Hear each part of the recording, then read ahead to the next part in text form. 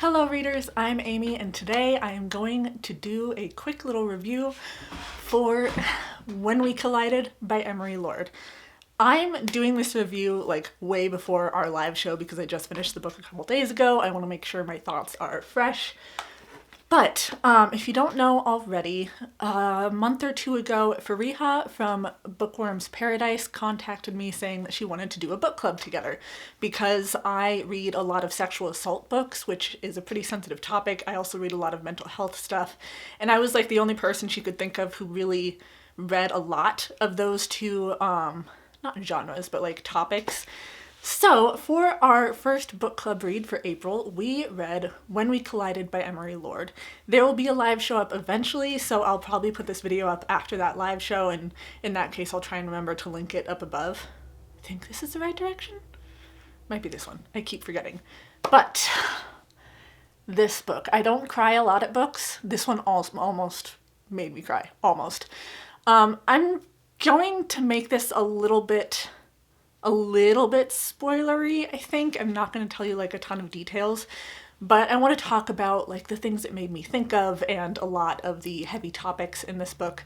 So for our first book, this one is not a sexual assault story. This is one that is very much geared towards mental illness. Also, if I seem kind of jittery or something in this video, I just had 2 cups of coffee with a friend, and I'm not a big coffee drinker, so I feel buzzed.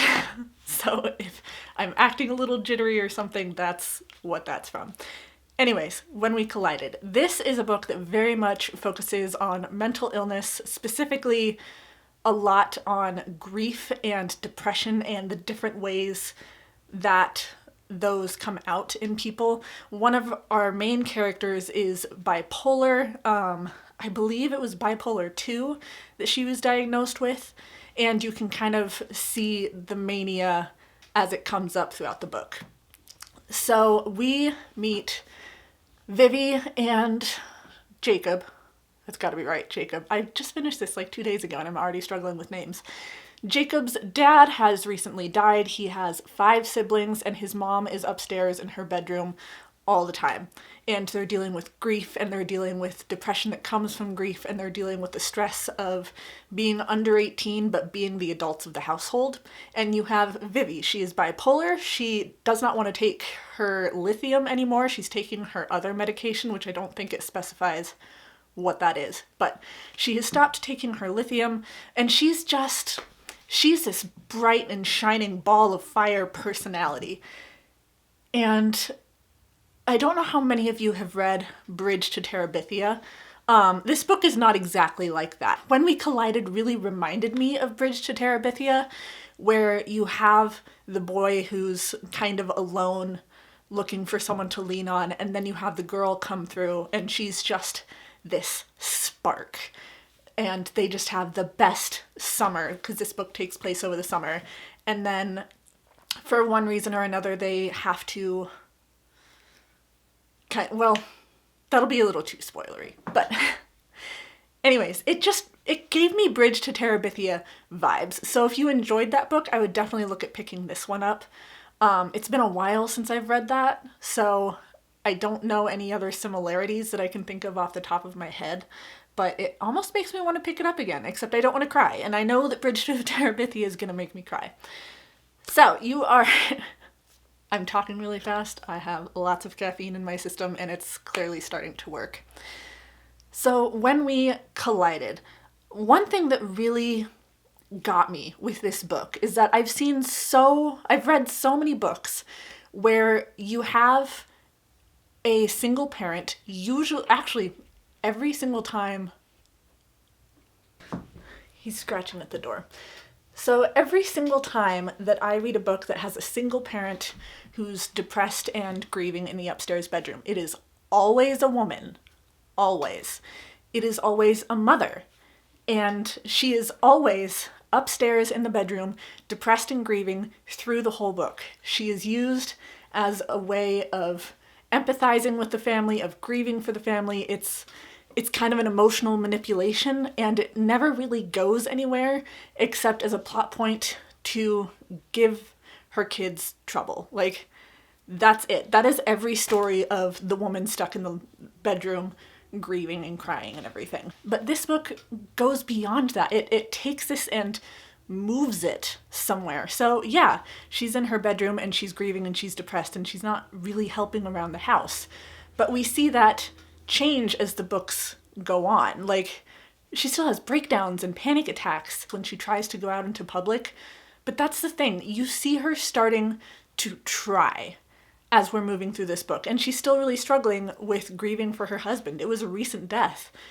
But she does sit up, and a lot of times she does eat, and sometimes she'll step outside the house or talk to someone or try to smile. And I just love that it went somewhere with that. It made the mom into a character. She wasn't just this sad person locked in a bedroom making you feel sad for the people around her. Like, you actually empathize with both her and the family. I just love that it took that awful, boring, same character trope and actually turned it into something.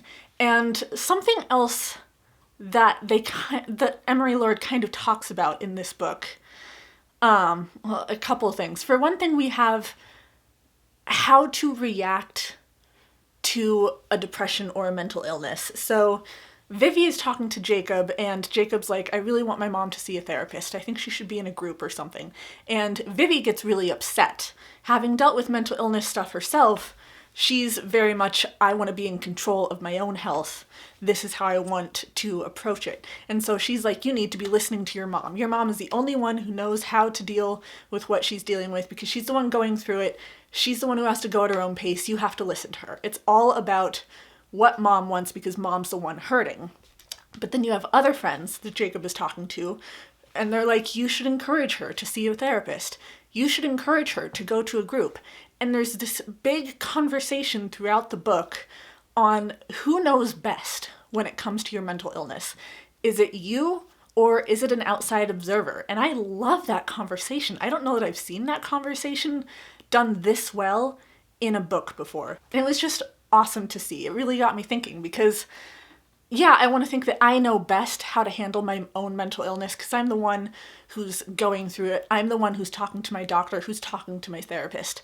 But there are some times when the depression or the feelings get bad enough that I don't want to talk about them. And I don't want to talk about things that I do to make myself feel better. And that's when I need an outside person to come to me and be like, I need you to get help in such and such a way. So it's very much, for me in my life, mental illness is very much a balancing act between what you think personally and what other people's input is.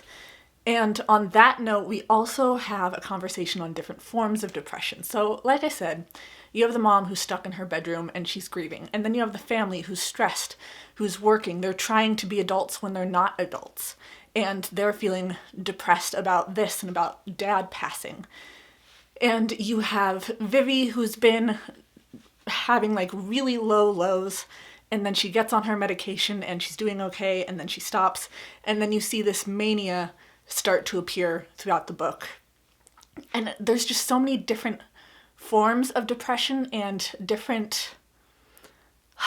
What's the terminology here? I'm struggling with words lately. It's like you have low-functioning depression and high-functioning depression and every combination in between. There are so many different ways that depression manifests, and we see several different ones according to the characters throughout this book, and that's amazing. The mental health and mental illness representation in this book is just, gosh, it's just phenomenally done. Phenomenal.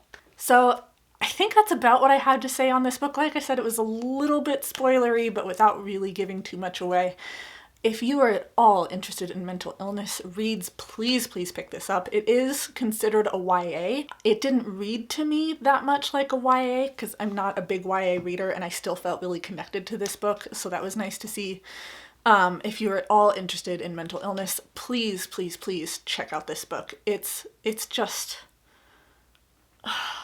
awesome. I do want to say I saw a review, I think it was on Goodreads, because I was trying to check through because I couldn't remember what the plot of the book was supposed to be. And someone had said that they really didn't like Vivi. They were halfway through the book and she annoyed the hell out of them. And I can see that because when she starts to get manic, she can be a difficult character to take. But I really like unlikable characters. I think they're more complex than a lot of other characters that I see. And if you understand anything about mania, you can see that's what it is. It's not necessarily like just a personality thing. It's like she's going through something and you're seeing the consequences of it, and that's why you don't like her.